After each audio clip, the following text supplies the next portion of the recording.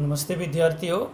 आज हम राजनीति विज्ञान एमए फाइनल के पॉलिटिकल साइंस भारतीय राजनीति व्यवस्था एवं शासन के बारे में अध्ययन कर रहे हैं और इसके अंतर्गत हम जो मौलिक अधिकार भारतीय संविधान के अंतर्गत दिए हुए हैं भारतीय नागरिकों के लिए, उससे आगे बढ़ते हुए हम मूल कर्तव्य जो भारतीय नागरिकों के लिए मूल कर्तव्य का जो प्रावधान किया गया है उस पर अध्ययन करते हैं कि मूल कर्तव्य जो भारतीय नागरिकों के लिए क्या व्यवस्थाएं की गई हैं इसके बारे में। तो मूलतः हम देखते हैं कि जो भारतीय संविधान निर्माता थे, उन भारतीय संविधान निर्माताओं ने मौलिक कर्तव्यों के संबंध में कोई प्रावधान उस समय नहीं किया गया था। जब भारतीय संविधान का निर्माण किया गया था उस समय इनका प्रावधान नहीं किया गया था।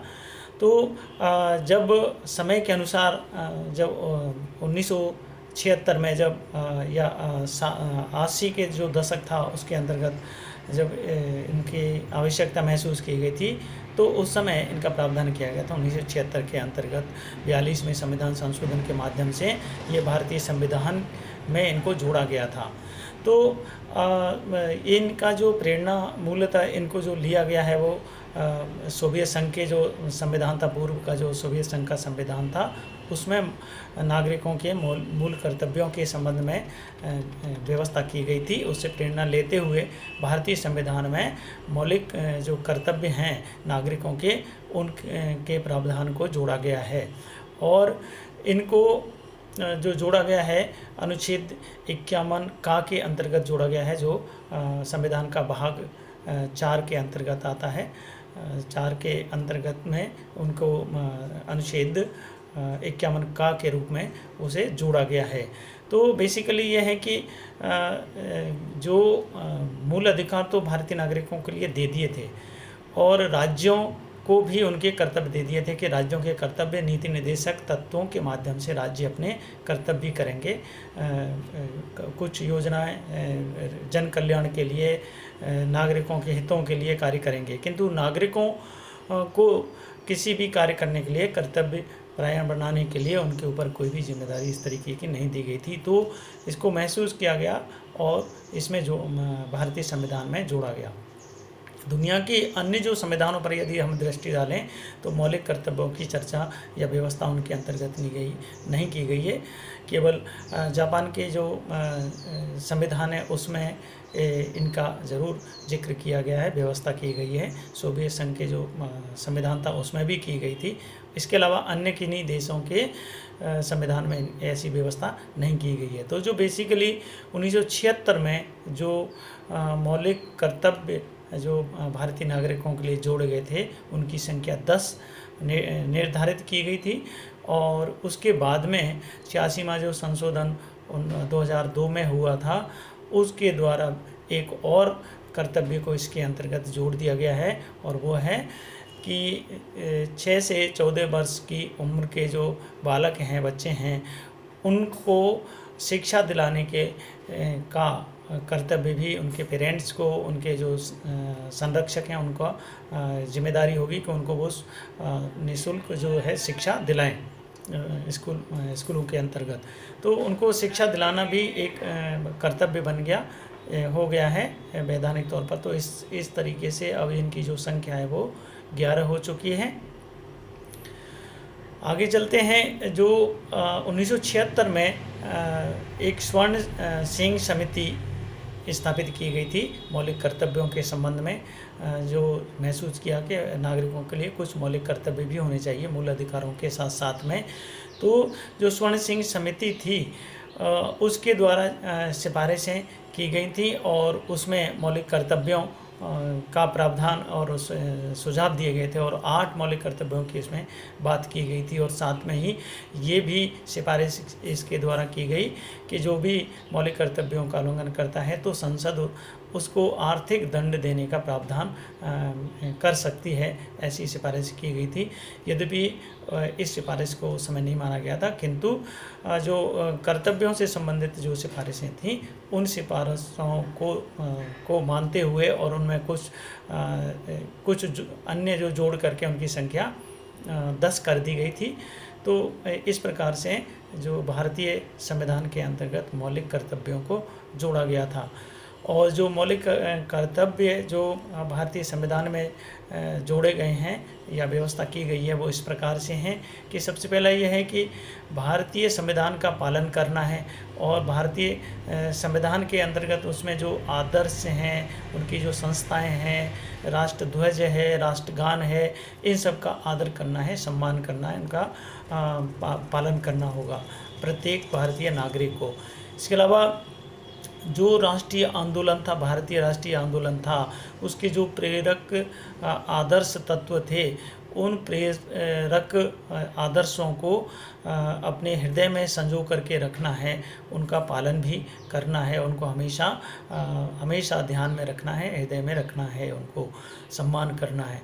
और तीसरे प्रकार जो है वो कि भारतीय संप्रभुता को, एकता को, अखंडता को, इनकी रक्षा करनी है और इनको अक्षुण्ण बनाए रखना है।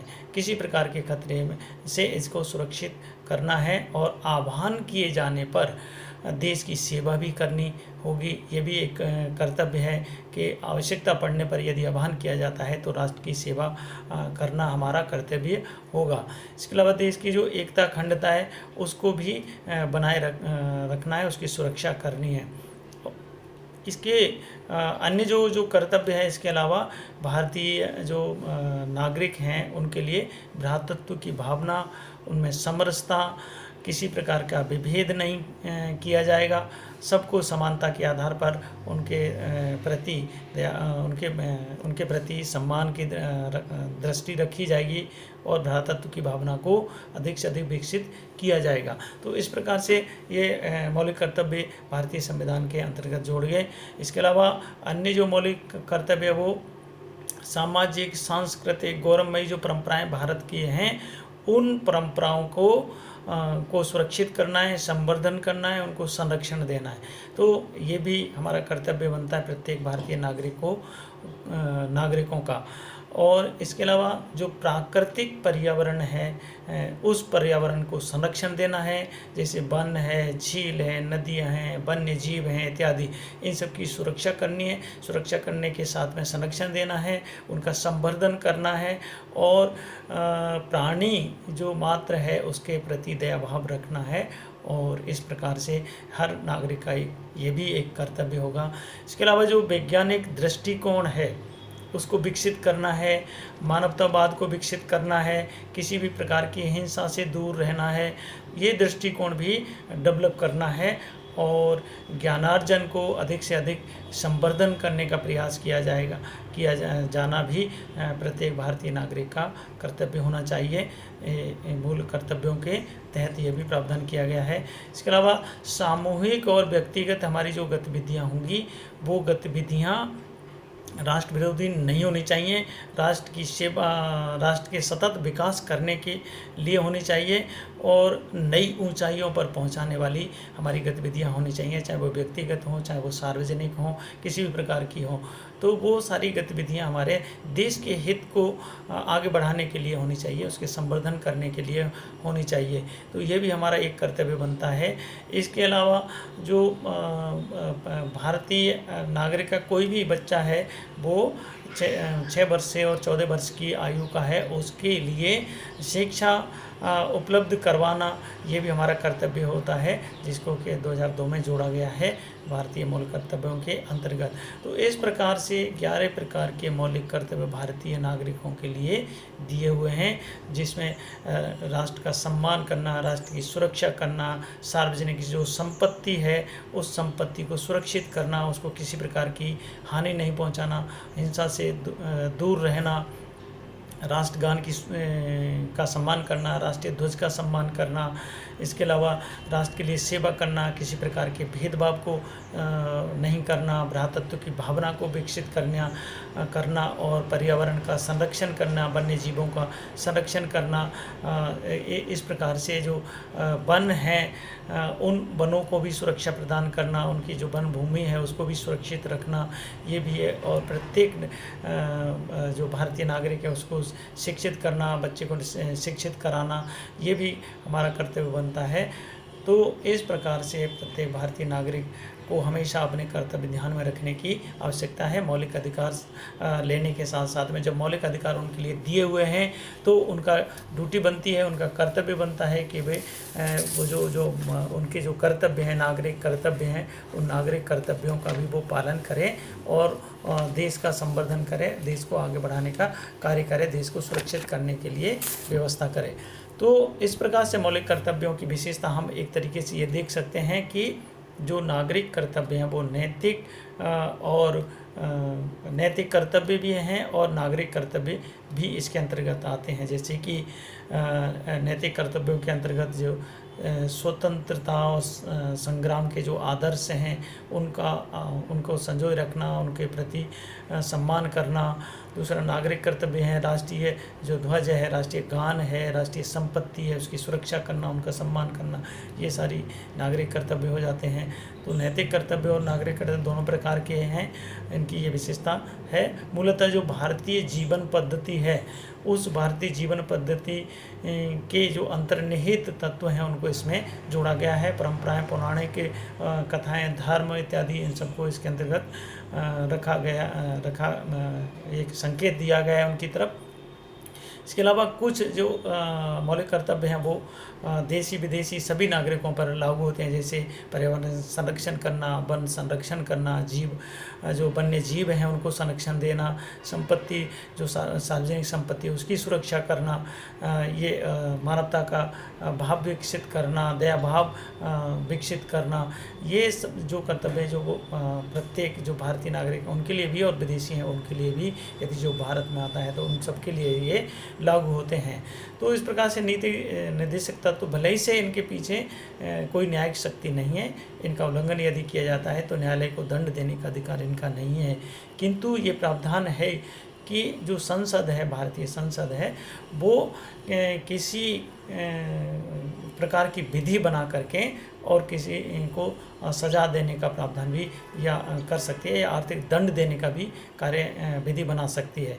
तो इस प्रकार से जो मौलिक कर्तव्य हैं वो महत्वपूर्ण है। जिस तरीके से हमारे मौलिक अधिकार हैं उसी तरीके से मौलिक कर्तव्य भी बहुत महत्वपूर्ण है भारत के राष्ट्र के लिए और भारतीय नागरिकों के लिए। परंतु इसकी जो कभी कभी इनकी आलोचनाएं की जाती हैं और किस आधार पर की जाती हैं कि बहुत सारे मौलिक अधिकार इसमें, मौलिक कर्तव्य इसमें छूट गए हैं। जैसे मतदान देने का है, कर अदायगी करने का है, परिवार नियोजन संबंधी मामले हैं, ये भी इसके अंतर्गत हो सकते थे। इसके अलावा इनका ये कि आधार पर किया जाता है कि इसमें केवल उच्च आदर्शों को रखा गया है, बहुत सारी चीज़ों को स्पष्ट इसमें नहीं किया गया है। जैसे सामाजिक संस्कृति है, उच्च आदर्श हैं, वैज्ञानिक दृष्टिकोण है, परंपराएं कौन सी होंगी, इन सब के बारे में थोड़ा सा व्याख्या नहीं की गई है। तो इस आधार पर भी आलोचना की जाती है। गैर न्यायोचित हैं कि न्यायालय की शक्ति इनके पीछे नहीं है, इनका उल्लंघन यदि किया जाता है तो इस आधार पर भी इनकी आलोचना की जाती है। बहुत सारी चीज़ों को इसमें और जोड़ा जा सकता था। देशी विदेशी सभी नागरिकों पर कई मौलिक कर्तव्यों को लागू किया गया है, तो केवल भारतीय नागरिकों के लिए होना चाहिए, इस तरीके की आधार पर भी इसकी आलोचना की जाती है। और सबसे बड़ी बात यह है कि जो मौलिक कर्तव्य हैं उनको नीति निर्देशक तत्वों के साथ में जोड़ा गया है, चौथे भाग में जोड़ा गया है, जबकि इनको मौलिक अधिकारों के साथ में ही जोड़ा जाना चाहिए था। इस आधार पर भी इसकी आलोचना की जाती है कि ये इतने महत्वपूर्ण हैं तो इनको मौलिक अधिकारों के साथ में ही जोड़ा जाना जरूरी था। तभी भारतीय नागरिक जो है मौलिक अधिकारों को पढ़ते समय मौलिक कर्तव्यों को भी ध्यान में रखते या उनको भी अनिवार्यता की जा सकती थी। तो इन सब आलोचनाओं को देखते हुए भी के बाद भी मौलिक अधिकारों का बहुत बड़ा महत्व है, इनकी इम्पोर्टेंस है कि देश और समाज को आगे बढ़ाने की कार्य करते हैं, नागरिकों के लिए चेतावनी देते हैं कि भाई क्या काम करना है और क्या नहीं करना है, देश को आगे बढ़ाना है, उसके लिए उनके लिए सक्रिय रहना है, देश के लिए हमेशा सक्रिय रहना है, उनकी सेवा करने के लिए तत्पर रहना है। इसके अलावा जो है यदि जरूर बहुत बड़ा कोई उल्लंघन हुआ होता है तो संसद को इनको दंडित करने के लिए, आर्थिक सजा देने के लिए एक विशेष प्रकार की विधि बनाने की भी शक्ति है। तो इस प्रकार से बहुत सारे अन्य कानून हैं जो कि इनको लागू करने के लिए प्रावधान करते हैं। आज इतना ही, बाकी